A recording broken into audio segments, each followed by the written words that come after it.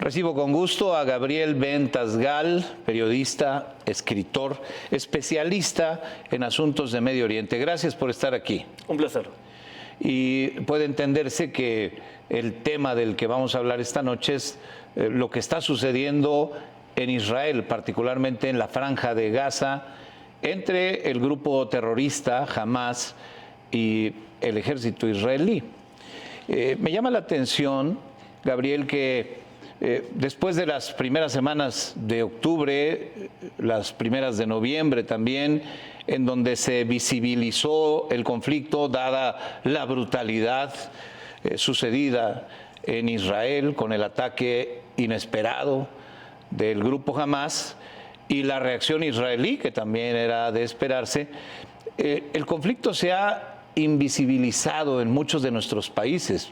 Es el caso de México, pero es el caso de otras naciones de América Latina, lo cual no quiere decir que no exista, que haya tenido momentos muy graves, que haya tenido cientos de víctimas inocentes y que mantenga en un estado de alerta esta zona siempre conflictiva en este punto de la geografía mundial.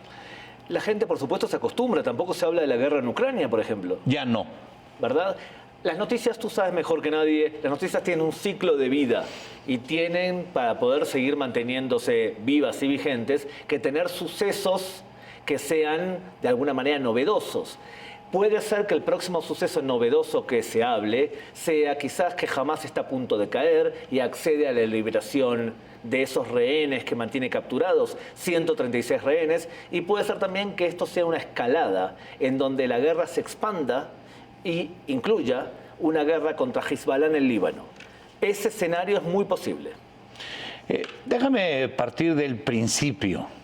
Yo me he preguntado y le he preguntado a algunos colegas, ¿qué pasó? ¿Cómo el escudo de hierro pudo ser abatido de esta forma?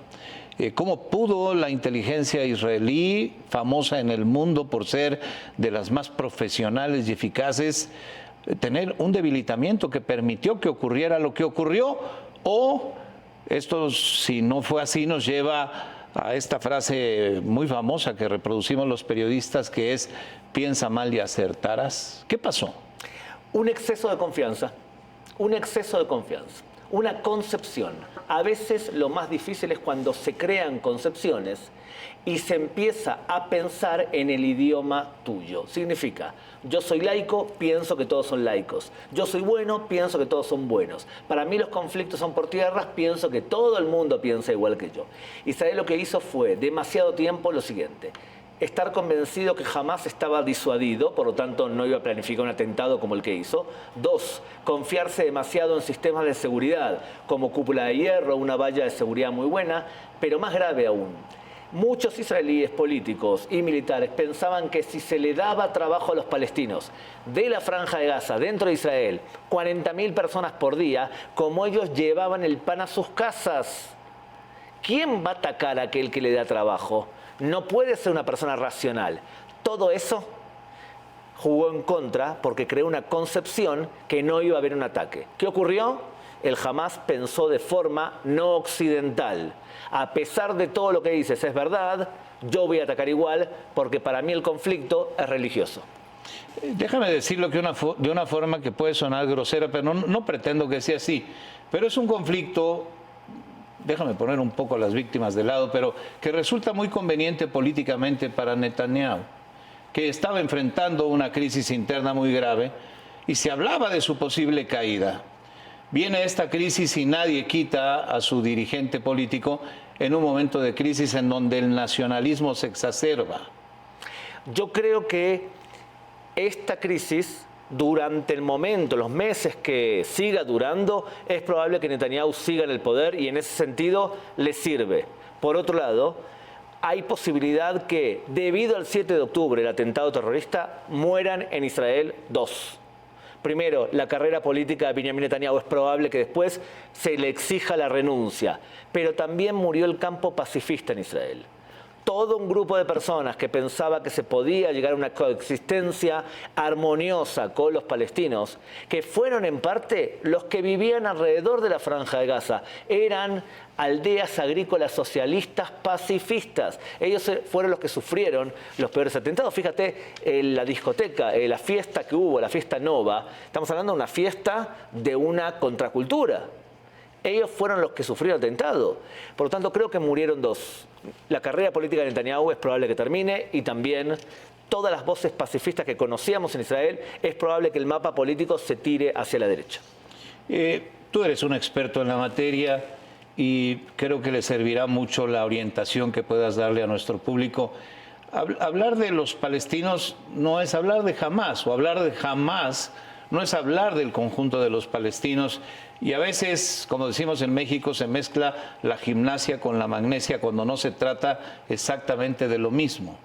Es una pregunta complicadísima, porque tampoco puedes decir que Hamás representa a todos los musulmanes. Lo voy a decir a nivel general.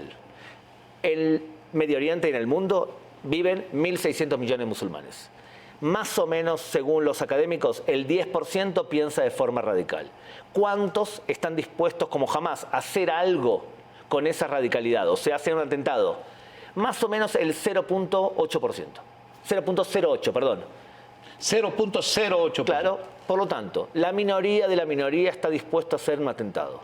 Pero hay mucha cantidad de porcentaje de atentados en el mundo que se hacen en nombre del Islam por musulmanes. Ahora, yo te tendría que explicar y cómo me doy cuenta cuando alguien es radical o no. Hay muchas variables, que si quieres te digo una. Cristianos y judíos para el Islam tradicional son dhimis. Pueden vivir en el Medio Oriente bajo el Islam, pero tienen que pagar un impuesto por cabeza conocido como jizya. Bien, por eso se persiguen a los cristianos en el Medio Oriente, porque son ciudadanos que no aceptaron la única verdad. Según esta lógica, ¿puede un radical aceptar la existencia de un Estado judío en Medio Oriente? ¿Puede existir un Estado dhimi? Si el dhimi es inferior, ahí te das cuenta la forma de pensar de una persona que es radical, que son la minoría. En el caso palestino tienes al Hamás, que es radical, tienes fuerzas radicales dentro de la autoridad palestina y tienes muchos palestinos que quieren vivir en paz con Israel. ¿Qué dicen las encuestas hechas por palestinos? Que el atentado del 7 de octubre tiene apoyo popular del 70% de todos los palestinos. El 70% de todos los palestinos declararon que estaban felices por la masacre hecha contra civiles israelíes. No participaron del atentado, no son terroristas, pero están de acuerdo con lo que pasó. Es lo que dice la encuesta. Ocurren atrocidades todos los días, pero como bien referías al inicio, estos conflictos se normalizan. Dejamos de hablar de la guerra en Ucrania hasta hoy, que un avión con prisioneros ucranianos cayó y ucranianos y rusos se culpan mutuamente de la responsabilidad de ese ataque al avión en donde murieron prisioneros ucranianos. Ocurren atrocidades todos los días en la Franja de Gaza. Sin embargo, no ha llegado ninguna tan grave como la que vivimos el 7 de octubre, que lleve los reflectores otra vez a esa zona. Sin embargo, suceden. ¿Cuál es el futuro? Primero, que lo que ocurre es que se ha reducido la cantidad de fuerzas militares en la Franja de Gaza porque queda todavía por neutralizar la presencia del Hamás en el sur. Y para eso no necesitas 250.000 soldados. Es por eso que ves menos acciones bélicas y menos intensidad y menos noticias. Ahora, yo creo que evidentemente el ejército de Israel es mucho más fuerte que el Hamás. El Hamás provocó a alguien que era mucho más fuerte que ellos, y cuando tú entras a violar a las mujeres israelíes, a degollar a sus niños y a quemarlos, no puedes esperar que el ejército no reaccione. El ejército va a ir, como se dice en España, a por todas. Entonces, el objetivo de Israel es derrocar al Hamás de la Franja de Gaza, intentando minimizar en la medida de lo posible las víctimas inocentes, y por eso le avisan a los ciudadanos civiles que se vayan de zonas de combate. El problema es que estamos hablando de una Franja de Gaza pequeña, donde el Hamás utiliza adrede a sus civiles como escudos humanos, o te mete un túnel abajo de un hospital. Ahora, ¿cómo entras a un hospital sin herir a nadie que no sea inocente cuando tienes un terrorista y se esconde detrás de un civil? Ahora tu pregunta. Digamos que el ejército de Israel domina la Franja de Gaza. Tres escenarios posibles. El primero, Israel se queda y gobierna la Franja de Gaza en forma de ocupación. No va a ocurrir. Lo segundo, Israel domina la Franja de Gaza y se lo entrega a la autoridad palestina para que la autoridad palestina, que es enemigo de Hamás, lo administre. No va a ocurrir porque la autoridad palestina es muy débil. El tercer escenario, creo yo, es que se va a buscar de una fuerza local, de los clanes locales, quien administre la Franja de Gaza, y el ejército israelí, cada vez que sienta que el Hamás levanta la cabeza, se va a meter y va a salir. Este escenario tercero es lo que creo que va a ocurrir, y la humanidad y los que apoyan a los palestinos van a tener que ayudarlos a reconstruir la Franja de Gaza. ¿Es un escenario próximo? Va a durar, creo yo, unos cuantos meses, y te pido, Guillermo, que prestes especial atención, porque esta guerra no es contra el Hamás. El que está realmente detrás de todo esto es Irán. E Irán tiene 2, 3 personajes que les hacen el trabajo sucio. Los hutíes en Yemen, que esos, ya los vimos actuar, claro, boicoteando naves para claro, evitar esos el comercio los manejan los internacional. occidentales porque les está afectando el comercio. Tenemos a Hamás y tenemos a Hezbollah. Hezbollah tiene, Guillermo, tiene 200.000 cohetes, no 30.000 como Hamás. Y tiene 100.000 soldados, no 24.000. Hezbollah es un problema serio, y para ustedes también, dicho sea de paso. Ustedes tienen un problema de chiitas en nuestra región que no es menor, y no estoy seguro hasta qué punto están conscientes del problemón que tienen. Porque han llegado a acuerdo con narcos de lavarles dinero. Y además están metiendo una droga muy dura llamada Captagon, que es la droga de los yihadistas, que fueron los que utilizaron, por ejemplo, los del Hamás, cuando entraron a Israel. Entraron drogados con una droga que es ultra desinhibidora. Esta droga está entrando en todo el mundo y también va a llegar a Sudamérica. ¿Está en México? No sé. ¿Supones que hay acuerdos entre grupos de narcotraficantes mexicanos con estos grupos extremistas hablando ya de estos temas? Dime tú de forma lógica, ¿los buenos siempre se unen?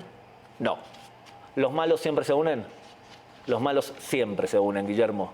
Los narcos y Hezbollah y los chiitas y el traficante de armas, todos se unen tarde o temprano, siempre que colaboren con intereses. En este caso, ¿qué mejor que uno distribuye y otro lava? Es una cooperación win-win. El tema es inagotable, es secular el tema del que estamos hablando, es una región en conflicto prácticamente de manera permanente. ¿Cómo debemos entender los mexicanos el tema de las víctimas? Yo decía al inicio, hay víctimas de los dos lados. Nadie puede en su sano juicio aceptar lo que hizo Hamás con mujeres, niños y ancianos en Israel. Pero cuando pasa el tiempo y vemos el conflicto y vemos la maquinaria de guerra israelí cargándose a veces muchos inocentes también, niños, mujeres y personas mayores, tampoco lo podemos aceptar en nuestro sano juicio. ¿Cómo debemos observar esta parte del conflicto? Yo creo de 3 formas distintas. La primera, no creo que una persona quede inmune cuando ve que mueren niños o que mueren civiles inocentes. Debemos protestar para que todo país que está en guerra intente no dañar a los civiles inocentes, y no solamente culpar a Israel. Hay alguien que está utilizando a estos civiles como escudos humanos adrede. Entonces, eso por un lado. Segundo tema importante.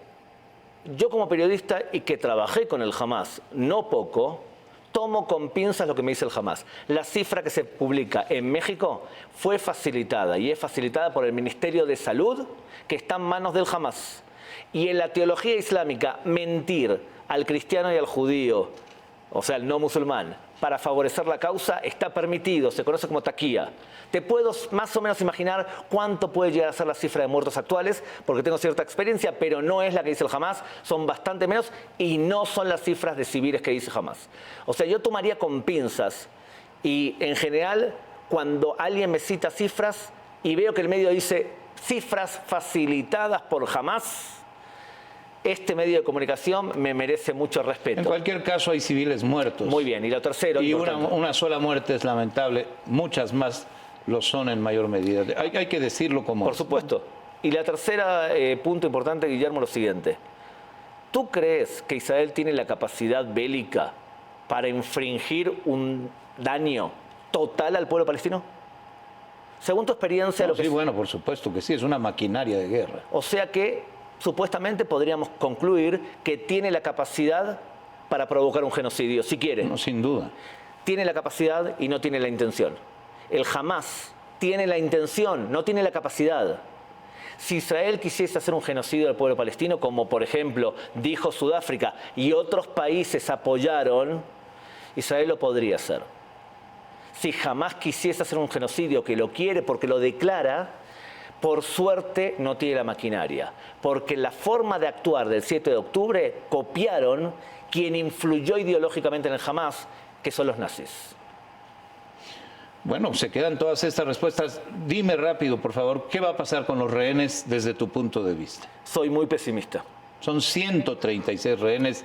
Se ve difícil, lo digo con pesar, que puedan volver vivos con sus familias. Guillermo, puede ser que los rehenes ni siquiera estén en la Franja de Gaza. Hay túneles que unen la Franja de Gaza por donde metieron las armas para atacar. Esos túneles pueden perfectamente haber sido utilizados para sacar a los rehenes de la Franja de Gaza hacia el extranjero. Puede que estén muertos y no hay testimonio. Puede que estén, y es muy probable, rodeando a los líderes del Hamás para ser utilizados como escudos humanos. Por eso, yo soy pesimista sobre la posibilidad que incluso el ciudadano mexicano que está en manos de Hamás regresen vivos. Lamento ser realista, pero como conozco al Hamás, sé lo que son capaces de hacer para salvarse ellos el pellejo. He estado platicando con Gabriel Ben Tazgal, de origen argentino, por eso el acento, pero con muchos años ya en el Medio Oriente, estudiando el conflicto y escribiendo sobre él a través de medios de comunicación, analizando a través de la prensa, de la televisión, de la radio, y escribiendo libros también como este, no quiero dejar de mencionarlo, 300 preguntas en 300 palabras.